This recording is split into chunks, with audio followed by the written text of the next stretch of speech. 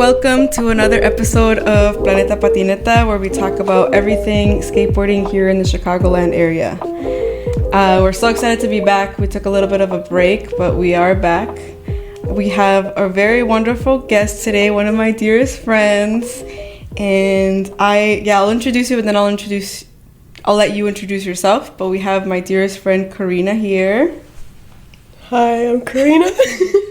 So if you could introduce yourself geographically, like where are you originally from and where does your family stem from, and just a little bit of that.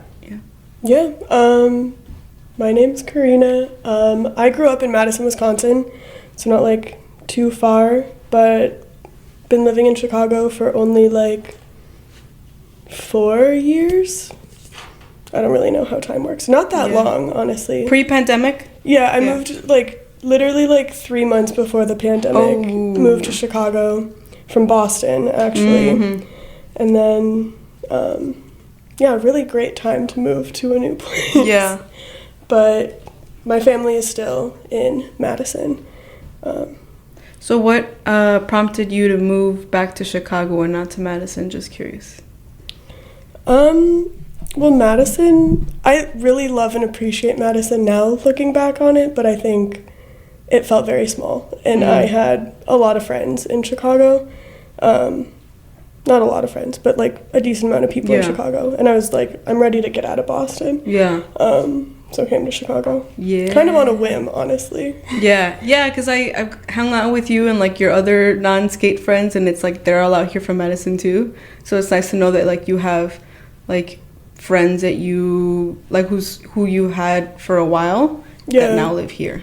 Yeah. Like good to have like people that knew me when I was Okay, so the reason I was laughing a little earlier is because reflecting on our friendship, I'm always like the one talking, and you're a really great listener, and I really appreciate that. And I was like reflecting on it this morning, like they never really there's so many things that you like, you're so talented, and I don't even get to know who you are fully until like I ask you questions, and I'm just like, diving deep into who you are and like your past experiences. Because like the other day you were like, yeah, I have like my nursing certificate or whatever, like I'm gonna be a doula, and I was like, what? I didn't know that about you. You're like, you're so mysterious. You are mysterious. I feel like people will say that, and I think it's because I forget to talk. What? I don't know if what do you mean? Okay. Like, it's not intentional. I think I just like... Do you think that's like just your personality? Like, you're a listener? Yeah, I think I prefer to listen. Okay. So the tables have turned. Yeah, exactly. The tables have turned. No, I'm actually really scared for when somebody interviews me. Like, I feel like I'm going to be in the hot seat. I'm going to be really nervous. You want to do it right now? Do you want to? Yeah, we can just flip. Shit. Flip back and forth. I'm not prepared. Well, you can ask me little tad bits of like questions back. I don't mind. Okay, perfect. Okay, whenever you're like, okay, what about you? Or, I'll throw one back. Okay, throw them back when you feel like you want to know about me, because you already know enough about me. So, you were already skating out. Were you skating in Boston? I'd never asked you that. So it was kind of funny. My friend Sage, who you just met, is one of my good friends from college, and we lived together in Boston. And I think we were just reflecting. They were just in Chicago, so we were like reflecting on when I started skating. And we had bought, like one summer we went to like Walmart and bought like toy boards. Yeah. They weren't toys, but they like really barely worked. And we were just kind of messing around and like scooting around. The wheels like literally didn't even turn. I kind of remember Sage telling me the story when I met them. Yeah, we were probably like 22, and we had one friend that like actually skated, and so he would like skate around, and we'd be like following him on our like target boards, but like they didn't roll, so we would just kind of like carry them and run. But then I was like, I actually kind of want to skate for real. And so Sage like got all of our friends to pitch in some money for my birthday and surprised me with like a complete board, like an actual board from a shop, which was very cute. But then my first week riding that board, I fell and broke my arm. What? Okay. I have weak arms, I think. They're like, something's wrong with them. But like, I don't want to put you on the spot, but like, since I've met you, you've had injuries and like have bounced back. It's like, you're like, okay, officially you're like Wolverine. Yes. I think I need to like, something needs to be done about my injuries. But you're so brave. I mean, you jumped back on it and like, I don't know. I think that's really brave of you. Because I didn't know that the first time that you got on it, you fell. Yeah. Like, really fucked my arm up. And then I didn't skate until I came to Chicago. And I feel like because, like, the pandemic hit pretty quick, I was like, I need to meet new people. I need to, like, get out of the apartment. Yeah. And so started skating. And that's when I was like, oh, I'm actually going to, like, try to... I don't know, ollie over shit. Try to do some shit. Yeah, try to do a trick or two. So when you go out to Madison to visit, like, your family, do you skate out there? Now I do. I feel like I hadn't before, like, skating in Chicago. Yeah. But Madison has a pretty good skate scene. Like, honestly, there's a lot of good spots to skate in Madison. So it's, like, fun going back now and being like, I can take my board around and... Yeah, Noe and I were out there last year, so it was really fun. I think for me, I would really also want to check out Milwaukee, or we went out to Four Seasons. Yeah. But I feel like even like meeting Jen and like you that are from Wisconsin, it like gives us more of a reason to establish community with like our neighbors in Wisconsin. Yeah. Road trip. Yeah. We should go on a road trip. Oh, speaking of trips, okay, it's a good segue. What a transition. What a transition. So you went out to Cuba recently. I did. Tell us what inspired you and just overall, how was the trip? Yeah, first of all, like what inspired you to go out there and what was your connection to Cuba? Yeah, well, my mom was born in Cuba and so I have a lot of family on my mom's side still out there. So like my grandma and my uncle live in the States, but everyone else on my mom's side is still there. And I feel like I have had a pretty, like, distant relationship with them just because visiting is so hard and, like, because of the embargo and, like, U.S.-Cuban politics, like, wasn't really able to go when I was younger. And so have always kind of wanted to, like, go for a little bit of a longer time and, like, be with family and, like, practice my Spanish and, like... just like be there and get more familiar with it. I've gone in 2016 when the embargo opened up a little bit, we were able to go for like the first time since my mom left. And so like my mom, my grandma, my family went, and that was a super different experience because it was like we were basically just like hopping around the island talking to every single person my mom and my grandma knew, which was like very, very beautiful, but so different from like this last trip, which was like just me. Yeah. I feel like the first, like when I'm with them, I have no control over like where I go or like who we see, and I'm just kind of like, hey, everyone, and my mom's like, this is your cousin's third uncle's blah, blah. I'm like, whoa? And like, and like that's beautiful, and I'm like very thankful for that experience, but I think this was like also very important in like a different way for me. I have a question because I have a friend that lives out in Madison, and I've gone out a couple times to go visit, just like skating and visiting her. But is there like, would you say there's like a Latinx community out there? Because I haven't stayed for that long to know. Yeah. And is it like growing in recent years? I feel like I have like a skewed view of it. So like I was actually born in California and my family like lived in California. But it got kind of expensive and my mom got a job in Madison at this community center called Centro Hispano. So I feel like I grew up like with a large Latinx community. Would I say overall there's a big Latinx community in Madison? I think Chicago has a way. Yeah, I was going to say, like, in comparison to Chicago, I guess, like, you don't compare. Chicago, no, but, yeah. But it's also a lot smaller of a place. So yeah. And so in this trip in Cuba, like I know it was very much like self-actualizing for you and like connecting back with your roots. And I know you went out there with a bunch of skate decks. So yeah, do you want to share with us like what that organizing process was like? Because I know you were reaching out to people to donate. Yeah. And even like, how was that traveling with all those skate decks? Because I travel with my one board when I go to Mexico, and they give me a lot of shit. Like, it's just a little stressful. Because in the past, I was able to travel with it on the overhead compartment. Yeah. But now they see that as like a weapon, you know? Yeah. So you have to take it under and like have it checked. Yeah. So we could start there. Yeah. So I guess I'll start with like the donation process. Like before I went, I knew, because there are no skate shops in Cuba. You can't get skateboards. You can't get like none, not any. The only way for people to get boards or any like skate gear is if someone from the outside comes and brings it. And that's like because of the embargo.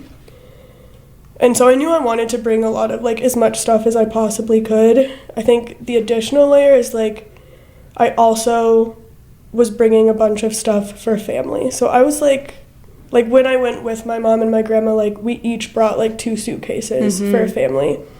But by myself, it was a little bit hard. Yeah, I was gonna say you're small, like all these, you know, the big suitcases, like. Yeah, so I brought like 3 suitcases and then a box of skateboards. And then the additional problem is I'm a horrible packer. Like, you packed the day before, right? I packed the day before. It was like, yeah, I feel like we were out until like 2 a.m. And then I went back home and I was like, fuck. And I had like started packing, but I was like weighing things, but I don't know, it was a mess. But because of the embargo, the weight limit is like lower than what it says on the like airline website for some reason, is what I was told at O'Hare. So like I got to the airport at like 6 a.m. with all my bags, and they were like, these skateboards weigh too much, like you have to like take it out. But I had like duct taped the box, and so I was like, I can't open this box. And they were like, you either take things out or like you have to like leave the whole box. So there wasn't any way that you could pay for additional weight? Is that not an option? Because I was like, I'll pay whatever. Like it was like 3 a.m. and I was like, I don't even care. Like just like I'll pay it. And they were like, no, that's not an option. So I ended up like cutting the box open, taking out like 10 pounds of stuff, giving it to a random child at O'Hare at 4 a.m. who like lucked out. And then retaping it with Scotch tape at the airport. And I was like, there's no way this is going to make it. And then somehow it did make it, which was like, I've never been, like, I don't know how it made it, but it did.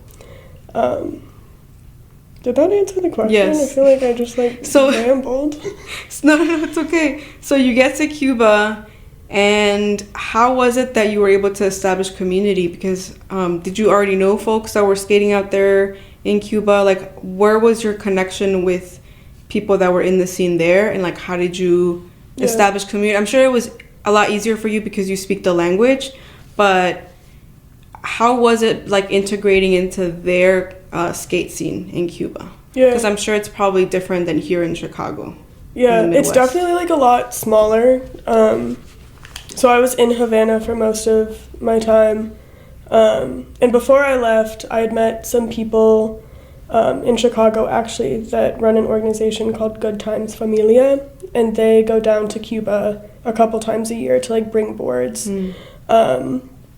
And so I had reached out to them, and I was like, do you know anyone? Like, I want to skate when I'm down there. And they, like, put me in contact with a couple of people. So, like, before I was there, I, like, had been in contact with some people on Instagram. And then my first week there, like, met up with one of them, and he, like, keyed me into all these, like, skate spots. And so then every Sunday in Havana, there's this one, like, park that turns into, like, a DIY spot, and they bring, like, boxes and ledges. Wait, okay, this sounds familiar. It sounds like what you do with... It's funny, yeah, because it's, like, exactly, like, Naughty Boy, like, skate Sundays, but it's, like, it's not lessons, it's just kind of, like, they create this DIY spot on Sundays, which was a funny parallel. Like, the Cuban skate Sunday. Nice.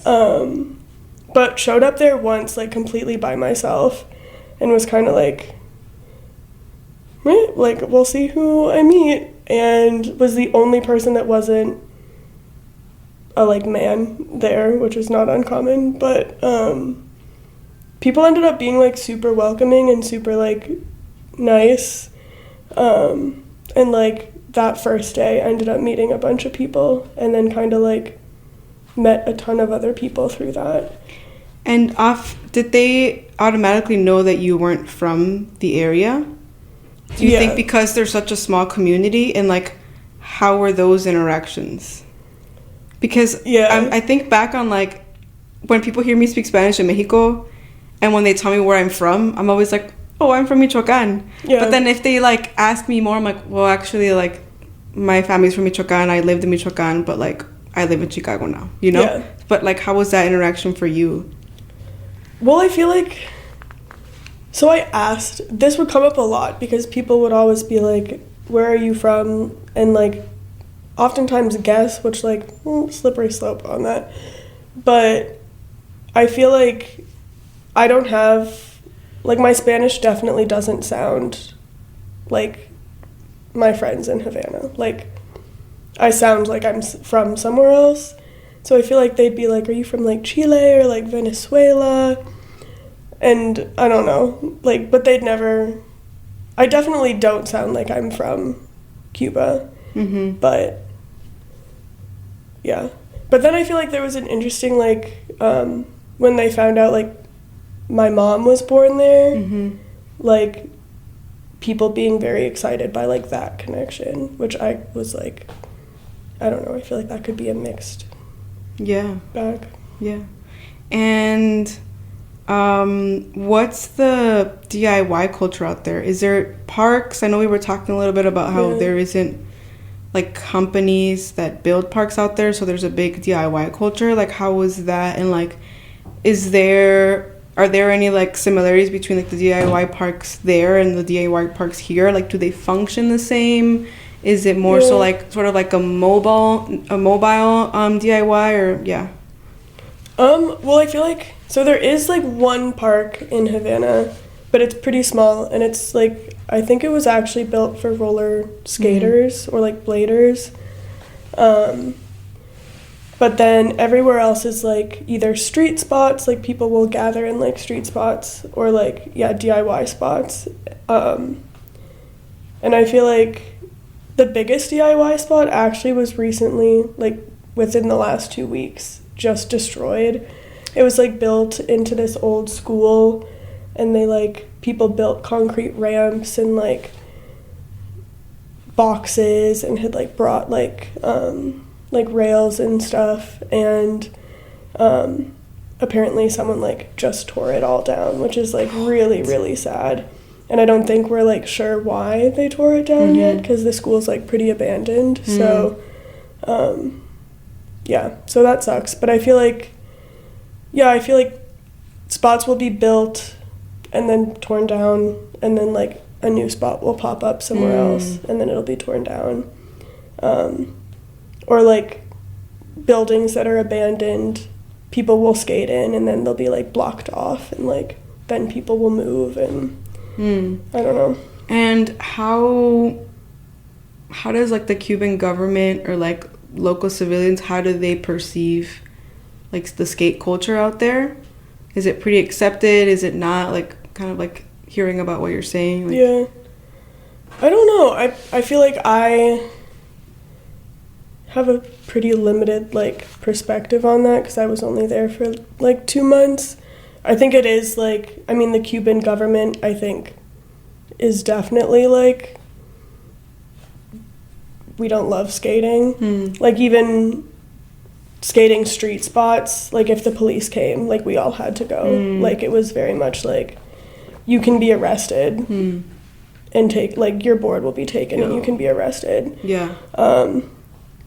So, yeah, I feel like the government is definitely anti-skating. Were you more, like, alert of how, like, authorities and, like, police and, like, government officials like perceived you in with your skateboard in Havana than in here? Because I feel like here we're pretty free, like even just hanging out with us girls, like non-traditional skaters, like there's more of a freedom, whereas like there's probably other countries that are not as accepting of skaters. So like, was there ever a moment that you kind of felt like not fearful, but like you really kind of filtered or thought about like, oh, this is like, you know, skate and destroy, like they really perceive that about you, or like this is an act of like rebellion for having a skateboard, or like you're seeing this as like radical, like, you know, street person? I feel like I just realized, like, I mean, I have so much like privilege as someone from the US holding a skateboard versus like a lot of my Cuban friends holding skateboards. I think like they were so much more heavily policed. Like, I'm thinking of one time when we were like, a group of us were skating and we were all holding boards and we were walking by the US Embassy, and there's like a guard there who's a Cuban guard. But the guard was like, you all have to cross the street or like you'll be arrested, and ended up like taking all of our IDs for literally walking on the sidewalk. Like we weren't even skating, just walking. And they realized my ID was from the US. Oh, you did tell me about and this. And they were like, oh, never mind, like, you're good. But, like, are these people bothering you? Like, because apparently also Cubans can be arrested just for bothering tourists, which is so fucked up. But I was like, no, they're not bothering me. Like, these are my friends. And, like, I feel like those interactions would happen a lot where, like, I don't know, I just had so much privilege as someone holding like a US ID, even within Cuba. And I feel like Cubans are very policed over tourists. Like tourism is like held on a pedestal almost in a really like messed up way. And did your friends kind of like begin to normalize the way that they were being policed? Because I'm sure like as being someone who practices a sport continuously, that's just what, not necessarily say like what they sign up for, but like that's, they know that the act of skating is going to bring them a lot of like people who aren't accepting of that. So like, did they normalize that behavior? Yeah, I feel like they're pretty used to it. Like I think it happens all the time, which is also not good. This is a dark conversation. Yeah, it is a dark conversation. Like, oh, we can't even. Yeah, it definitely is like normalized, but I think to put a positive spin on it, like despite like how hard that is and how like I feel like skating is highly like visualized and patrolled in Cuba, like people still do it, and like I think the community is still super strong, and like also people really look out for each other in ways. Like I feel like my experience with skate community here is like it is pretty intergenerational. Like through skating I've been able to meet people that are like a lot younger than me or like a lot older. Like I feel like there's that one meme that it's like, who are you hanging out with at the skate park? And it's like my 8-year-old friend and my 40-year-old friend, and like I feel like that's like super true. Like everyone's really got their like each other's back. And I feel like that's like a cool result of like it being so hard. Yeah. And how was like commuting around the area? Because I was actually talking to Nay about it recently, because Nay's from Champaign. Yeah. And just getting around Champaign is so expensive, like taking Ubers. Yeah. And I never thought about, well, I guess I always took for granted like our access to public transit. Yeah. And to get from like Wilson to Grant like on the red line, and like even though it's like kind of a long ride, it's just like $3 and you're there. You know? So how was it out there in Cuba? Like how did you commute? And what are people's like main like mode of transportation? Public transport is tough, just because like there's not that many buses and they just don't come. So I was like walking so much, just walking everywhere, honestly, which like Havana's not that big, so it was like it's pretty doable. but I feel like once, like, I had some friends that lived in, like, outskirt neighborhoods that, like, you do have to take a bus. It's like a 3-hour walk, and I was like, my legs are a foot long. We'll never make it. And that's when it definitely got tougher. But I think, like, like, there are ways to do it, but I feel like public transport does make it a lot harder. Yeah. Did people skate to different places? Like, did they use their skateboard, like, as their mode of transportation? Yeah. Yeah, for sure. People, like, everyone made it work, but it's, like, definitely if you live in, like, an outskirt neighborhood and not, like, in the city, it was, like, it is harder to get around and, like, meet up to skate. Yeah. And you were also out there... You went to another spot in Cuba, right? Like, where did you... And also you did a art residency. So you could talk about either. And how was that experience like for you? So... Because I didn't know you were a painter until I started seeing... Like, I knew you were a painter. I knew that you did paintings. But when you told me about this art residency, I was like, wow, great. Like, they're doing it, you know? So how was that experience like? Because you produced, like, really beautiful paintings when you were out there. Thank you. Yeah, I feel like I have been doing art for, like, my whole life, but have never really, like, put it into practice or, like, shown it or, like, done it in, like, a professional kind of way. But then in the last, like, year, I've kind of been like, okay, maybe I'll try to, like, push myself to, like, put stuff out there more. And so decided to apply for, like, an art residency in Havana. So I did that for, like, the first month. Or, like, the first month I was there, I was, like, at the residency.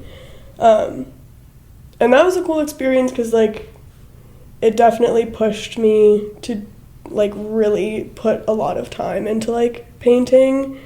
And, like, think and create a project and just, like, make it. I feel like usually here I'm kind of like, oh, I'll do a little painting or I don't know. And there I was like, okay, we have a deadline, like, finish something. Was the residency in Havana? Yeah. Oh, okay, cool. And then everything was covered, like your stay and everything, right? Yeah. Yeah, nice. So that's where you were living at while you were skating out there? For the most part. Yeah. So, the first month I was there, and then after I left the residency, I went... So most of my family lives on the southern part of the island in a town called Caimanera, which borders the U.S. Naval Base. But it's, like... It's the Cuban side. So then I hauled all the way over to visit family. How did you get there? What was that like? I hauled over there. It was a 20-hour bus ride. And so I'd been, like, talking to my mom's cousin, and to visit Caimanera, you have to get permission because it touches the U.S. Naval Base. And so he was like, don't worry, like, I asked for permission. So then you figured all of that out while you were already in Cuba? Yeah. Because you didn't know about this when you were out here? Well, I did know about it, but they were like, when I visited before with my mom and my grandma, we asked for permission, like, a day before. Yeah. And it was fine. Yeah. So I was like, it's chill, it'll be fine. And so then... This time, I asked for permission 2 weeks in advance, just to, like, give myself more time. They still hadn't granted me permission, but I was like, oh, I'll just go anyway, like, it'll happen. Yeah. And ended up never getting permission to visit, which definitely really sucked. But my family, like, was able, or, like, some of them were able to come out to, like, see me. But... Oh, so you never got there? No, I never got there. Shit. Which was really sad, because I feel like part of something that I wanted to do, like, as an extension of, like, what I did at the art residency was I was like, I really want to take a lot of pictures of, like, family and, like, the house my mom grew up in and, like, my grandma's sister and a bunch of cousins, but, like, wasn't really able to do that because I never got in. But... Which is completely arbitrary also. Like, I feel like it's just, like there's no reason for me. What am I doing? I don't know. Yeah. But well, there's always next time, though. Are you thinking about going again? Yeah. Okay, cool.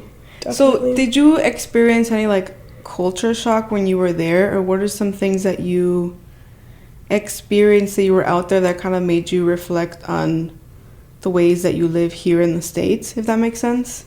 Yeah. Maybe like through interactions with people, or like things that we take for granted out here. Like I remember I had a friend that was visiting Cuba a few years ago, but I remember her telling me that she would have to wait in line once a week to buy like sugar and eggs. Yeah. And I remember, I think you told me like some people wait and they don't, there's, you know, it's a scarcity, so they just don't get eggs or something like that. I feel like the lines, which is kind of just like a universal experience in Cuba, are like definitely something that I was not used to. Like even for the bus, like it's possible to wait for a bus for like 2 hours more, which is why like if the walk was an hour, like I'd be like, perfect, we're walking. Okay. Because you'd probably be waiting for the bus for like longer. So an hour walk is just like pretty normal. But then also with like food, I mean, it's also like there were lines and like a scarcity of food before, but I think with COVID, the situation there is like really bad now, and like we're experiencing inflation here. I think they also are, so food is like a lot more expensive, but like nobody's making any more money, and so there's just like not a lot of stuff, and so like grocery stores are completely empty. Like there's nowhere to really buy like food, so like you do wait in line like you basically just wait in line for food. And I did it with my aunt a couple times, and we were waiting for like 8 hours. And like basically the lines, like how they work is you walk up to the line and you're like, who's the last one? And then you find the person that's the last one, and then it becomes like a memory game where like you have to memorize who's in front of you and who's behind you, because everyone's waiting in a line for so long that they're gonna move. But you can't just memorize their face or like what they're wearing, because they might go home and change. Like you have to literally memorize their face. So then when you come back, you know where your spot is at. Is that kind of? Exactly. Okay. Then you're like, okay, that's the person behind me, that's the person in front of me, like this is where I am. And like that was definitely hard for me to get used to. Yeah. And that's also like what you do for lines in the bus. Like you have to be like, who's in front of me, who's behind me. Yeah. And I would just be like, shit, I forgot. Like there were a couple of times when I'm like, I don't know who's in front of me. Like I've lost them. And how early do people start lines? Like pretty early. Like people, I don't know, there's always lines, but I feel like the like memorizing where you're at is like I had to get used to that. I'm curious, is there also like some sort of like trading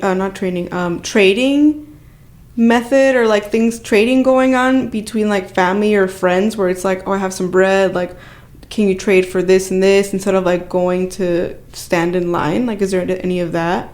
Yeah, definitely. Or like people will stand in line like for other people, and then like maybe next week they'll stand in line for you. But also what people will do is like, if you stand in line for the food, which sometimes takes a really long time, then people will like sell it on the street, but for an upcharged price. Yeah, so then it's like, you could buy it on the street right now, but it'll be like 3 times the price as if you wait in line. So it's like... Yeah. Do you want to share that story where you were like an interpreter for one of your friends that was like picking somebody up? I forgot what the story was, but they were picking up like a filmer or something from the U.S. Oh yeah. Do you want to share that to the public? I don't know if I should. You know what? Okay, would that put like Cuba in like bad name? No, like the U.S. guy. You would expose that. He's not gonna listen. We don't have to say his name. No, if you don't want to share, it's fine. That's true. I'm like, so I had met this guy, one of my friends that I had met skating. Whatever. Yeah, he's not really. I mean, people know. People. Everybody that listens to us understands like the hustling aspect of life. That's so true. I think it's fine.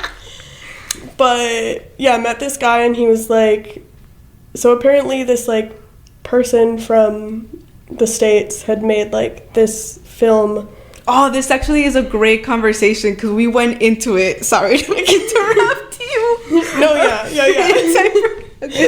That was a good combo. Go ahead. Had made this film about like a lot of things, but there were like a lot of parts that were like about Cuban skaters. And he was like coming to Cuba to like air his film, show it. It was going to be a premiere? Yeah, premiere, that's what I mean. Okay. But did you go? Yeah, I did go. Okay. But he didn't speak any Spanish, and so my friend was like, perfect, you can come with us and be the translator, because they had been like DMing on Instagram, but my friend was like, I've been using Google Translate, like I can't communicate with this man. Yeah. And so I ended up like going and picking them up from the airport. And I don't know, this is where like we had been talking about this. Yeah. And I think I have mixed reviews on like people using and kind of profiting off of like images of like Cuban skaters or people with like less mobility. Because he had like definitely like kind of created this film and then was getting a lot of like fame and like recognition for it, and it's like you're kind of profiting off of like images of Cuban skaters that are not. And it's like, what are you giving back to that community? Yeah, that like really could use a lot of support in the form of like, I don't know, boards or money or even recognition, and like weren't getting that. And so I like, I don't know, I don't like that. Yeah. But we picked him up from the airport and he was like, I want to like trade, like not trade, what is that word?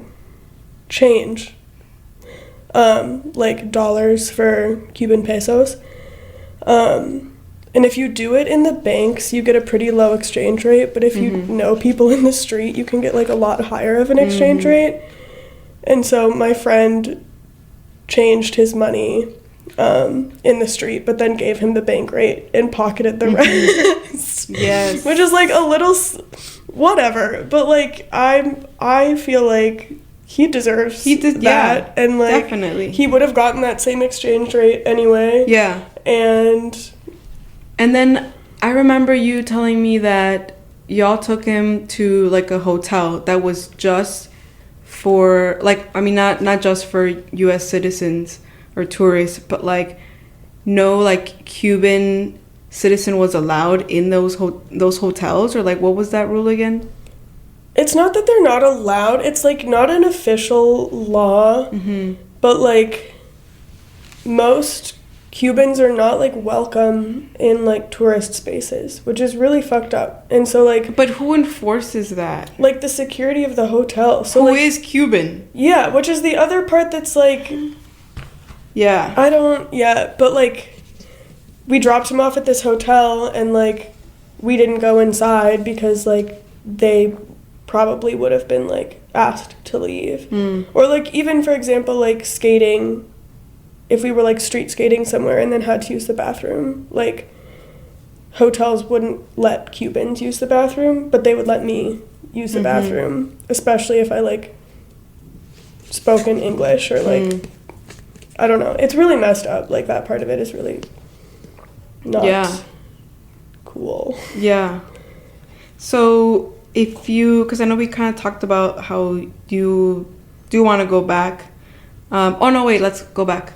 So how was it that you gave like certain people these boards? Like how did that conversation come about? Like how were you received and perceived once you were giving these people boards? Like, because that's my thing too, is like when I go to Mexico, I'm really careful about how I make like connections with people, because I don't want them again to think that I'm profiting off of them and their stories, right? Like I was really careful about doing the interviews when I was out there and allowing them to speak for their own story. And so like I'm curious to know, how was that you brought up this conversation of like, hey, I actually brought some boards, and like you know, how you made those decisions of who you gave the board to. Well, that's like, so I brought like 15 boards and then some trucks and some shoes and some wheels and stuff. But that is like, everyone needs a new board. Like everyone's riding boards that are like pretty worn down, or like, I don't know, having an extra board is like really, really valuable. Like if you or break even like a new board, wheels. Yeah, new wheels, like, and so 15 boards is like nothing. But I had met someone that I had met through the like Good Times Familia people, was like, okay, what we're gonna do is we're gonna throw a skate competition. And so yeah, so you organized it with them. They definitely did most of the organizing. You were like, I have merch. Yeah, I was like, they were like, perfect, these are the prizes, like, we'll go out, there's like this spot. That's awesome. You left so much out when I was talking to you. I'm glad you're talking about it now, but I'm just like, what? Go get them. But, so yeah, her name is Joha, she's super cool. She basically organized this competition, and it was like outside of Havana in this old, like, abandoned pool that you kind of have to, like, go through the, like, wood to get to, but it's, like, enormous. Like, it's the biggest pool I've ever seen, and it's, like, abandoned, and people will skate there a lot. Yeah, nice. So we all, like, hauled over there. How long was the walk? Well, it was like a 1-hour bus ride and then like a 30-minute walk. Okay. But it was like it was a cool spot. Yeah. And I feel like it was also cool because like even if it was so like it was kind of out of the way, but people showed up still, which is like I don't know. People wanted to be there. Yeah, people wanted to be there. But people competed, people won some boards, people won some wheels. Was that very heartwarming for you? Like to see that, I don't know, I just like am thinking about like the trip that you made and like everything that you took, and then to see that people were really grateful. I feel like I was just like, how was that experience? I can't believe that I scotch taped a box together at the O'Hare airport at 3 a.m. after being an idiot, and they actually made it. Like, but then at the same time, I think I was like, damn, I wish I could have like brought more boards. Like, there's such a need for more boards and more stuff. But I don't know. And I did want to ask, because I've never been to Cuba, so I am curious how easily accessible like the internet or like technology or even like iPhones are, or even just like film like tech out there. Also not super. So is it very accessible. Uncommon for people to have iPhones? Like, is that not as common or what? No, it's definitely less common. Okay. Because here, like, everybody has an iPhone or like a Samsung. Yeah, it's definitely less common. People do, but they're a lot harder to get there. Once you also have to get them from people bringing them. But I was lucky because because I have family there, I was able to like have a Cuban SIM card.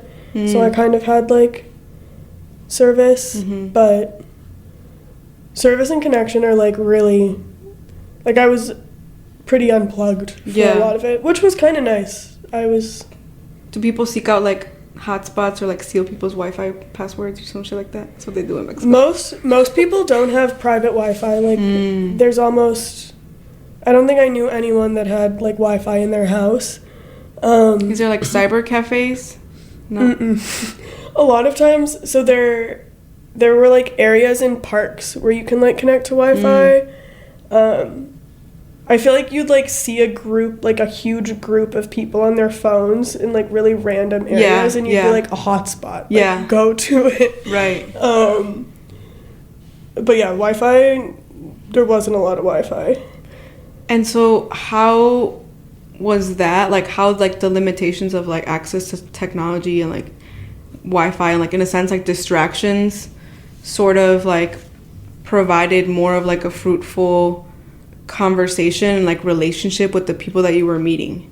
Because here, I think yeah, one of the reasons that I wanted to start this podcast is because, like, a lot of people don't conversate as much anymore. Like, and especially in the skating, it's like you're either skating or you're filming or, like, you're distracted. Yeah. And so rarely and, like, people live busy lives, so rarely do you get time to, like, actually talk and connect with people. And even with, like, everybody having an iPhone, everybody's, like, stuck to it. And so how easier was it to just hang out and talk to people and make genuine connections? Because there wasn't, like, easy access to tech and, like, iPhones. I feel like that's another thing where, like, for me, I was like, this is kind of nice. Like, I'm unplugged. But, like, the reality of the situation is it's, like, it is fucked. Mm-hmm. Like, I feel like I have a very privileged, like, wow, it's so nice to be, like, more connected and more present with people. But I think that's it's their like, reality. Yeah, like, their reality is, like, they want to go online. They want to go on Instagram. Like, and that shit is hard to do. And, like, they should be able to do that. And, like, but then, like, my perspective of, like, being, like, it is really nice to, like, when you're sitting with people, nobody's on their phones because, like, there's nothing to do on your phone. Yeah.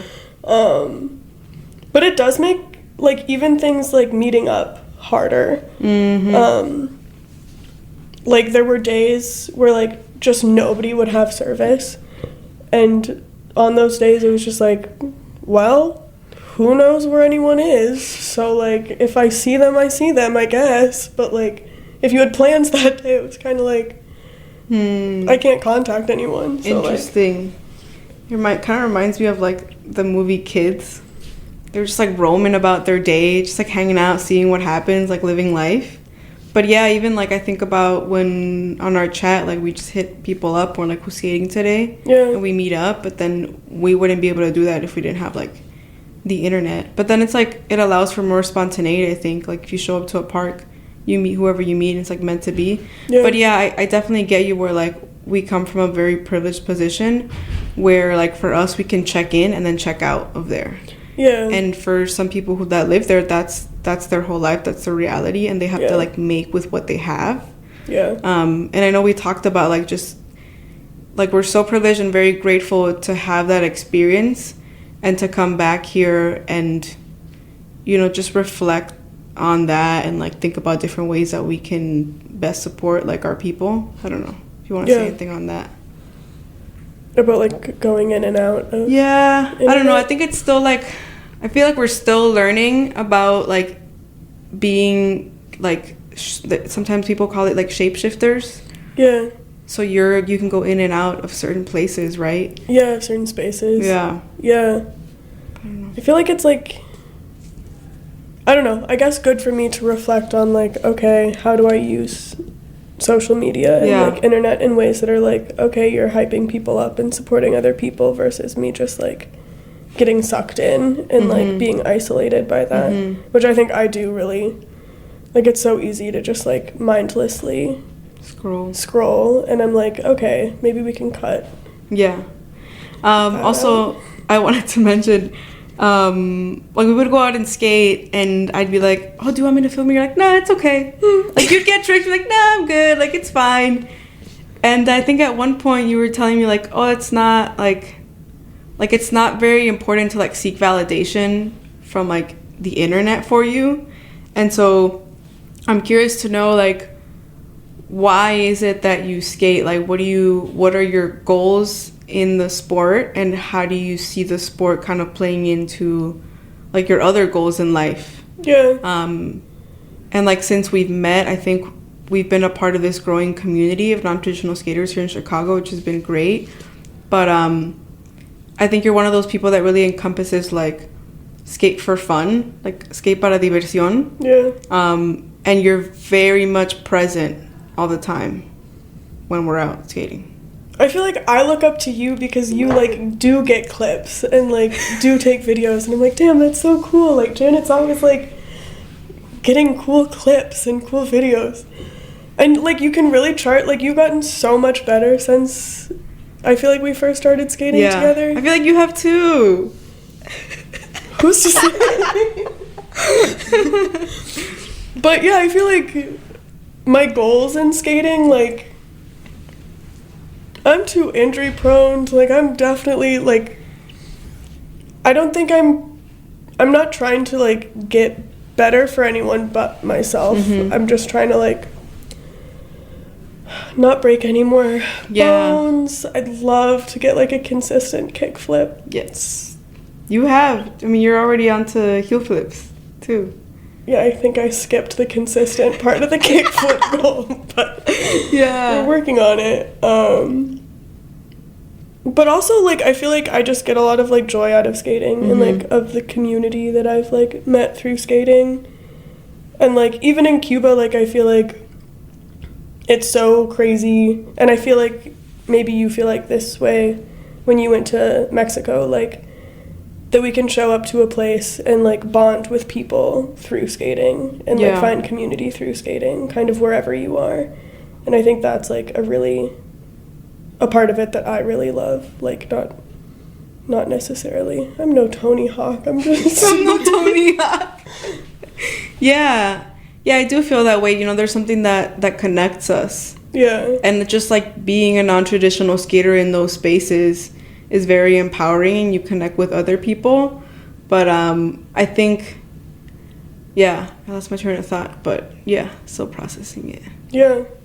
Like, did you know the people? Tables have turned. The tables have turned. I turned the table. What happened? Like, the people that you were skating with in Mexico, did you know them before, or did you meet them? Yeah, so, I mean, this time around that I went in January, I met up with people who I had been introduced to, like, the year prior. And I met them through just, like, you know, being my friendly self, be like, hey, what's up? What are you trying? You know? Yeah. And one of my friends I met at the House of Vans, because they have a House of Vans Mexico, which is, like, nice. the bomb, yeah. And then another friend who's, like, really great skater, Jackie, she's, like, competing at, like, the national level in Mexico. And I met her because, you know, people out there hustle in different ways. And so she skates, but she also has her own, like, skate school that she started herself, and so that's a form of income for her. And that's how I met her. And, like, people are just, like, really friendly, you know. And, like, I think just, like, when there's a new person in that community, like, people generally just want to know you, you know. And, like, I'm excited to know all of them, you know. So it works both ways. And then this time around I met my friend Citlali, who's, like, really good at bowl, and she's super sweet. And then it was so funny because she was like, yeah, next time you come, we should go to Oaxaca, because she has family in Oaxaca. And the whole time I was like, oh my God, she invited me to Oaxaca. Like, I am so excited. I was like, let's go. Yeah, inner me was like, that's so cute. Yeah, but, you know, it's like this sport that just joins us, you know, that, like, that we practice and that we're so excited about. So it's nice to go back and continue to see them. And I think that's one thing I value, is, like, having consistent, like, friendships. You know, for me, it's not like, especially, like, knowing that I can come back, right? Like, I don't want them to feel like, oh, I hung out with you and, like, I just hung out with you in the meantime because I was on vacation. Now I'm going back and, like, forget you. Like, that is not how I want to make people feel. And so when I go back, it's like I invite them out for, like, brunch, because, like, I know that, like, money's tough over there, like, so in any way that I can, like, I know I'm coming in with US dollars, and, you know, it's a completely different lifestyle. So that's how I feel. Making friends. Making friends. I guess we could like kind of wrap it up here. Why don't you tell us, I don't know, what's a good, like, wrap-up question? I remember. I remember. This is so funny because, like, I talk to you on a daily now. I'm interviewing you. What makes you truly happy in life? Being with my friends. Being with my friends. Aww. Yeah. That's my community. Answer. Yeah, like, community, being with friends. I feel like seeing community, like, or friends, like, get better at things and, like, growing with community. I mean, even with skating, like, I feel like we were talking about social media, and, like, it makes me so happy to, like, see people's, like, clips, or people, like, getting better, like, landing the trick that they wanted, and, like, I don't know. Yeah, it's like a communal joy. Yeah. Yeah. Like you saw them working for it and then they got it. And then they get it. Like, yeah, yes, friend. Wait, I forgot to ask you, and then I'll ask you the other last question. Talk to us about your involvement with Naughty Boy, because I went out to visit you once, and that was really nice because you were like instructing kids how to skate. Yeah. So tell us a little bit about that. So they're like, Naughty Boy runs like a skate school every Sunday when it's not like freezing, in Hyde Park, like off 49th Street. And like a little over a year ago, I like started helping out. Like it kind of just showed up, and ended up like really liking the community and like skating with them. But yeah, every Sunday from 12 to 2.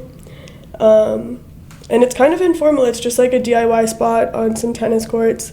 The tennis courts are pretty run down.